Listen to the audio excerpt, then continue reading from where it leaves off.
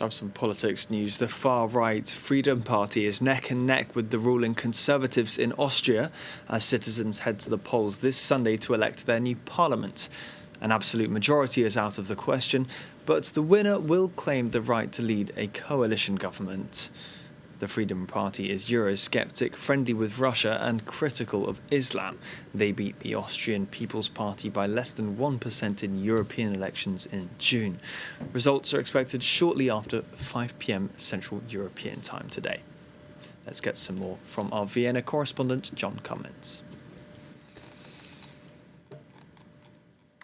Well, the race is almost certainly very, very close. The Freedom Party, as you said, have been leading in opinion polls for months now, if not years. And I guess we could say it's their election to lose.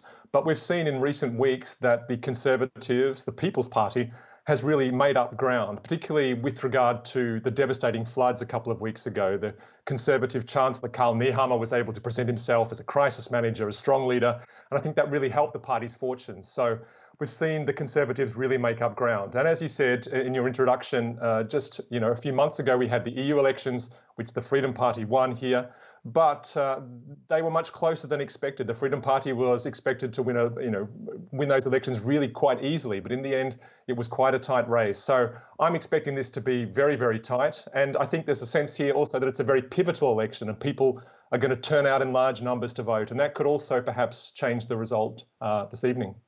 Well, the main issues that have been dominating the campaign, unsurprisingly, I suppose, are things like inflation, the cost of living, migration, even though migrant numbers have gone down in Austria over the last year or two, the budget deficit, the war in Ukraine, and even the COVID pandemic from a couple of years ago. It's still a topic here.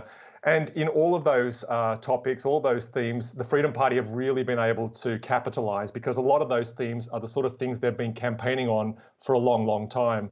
For example, the Freedom Party has spoken about a fortress Austria, a massive reduction in the numbers of asylum seekers and migrants coming to Austria. It's also been talking about Austria's neutrality, a strict neutral policy, that Austria doesn't want to be involved in foreign wars, that Austria shouldn't contribute, for example, military aid to Ukraine, or that it shouldn't be part of this European Sky Shield air defense system.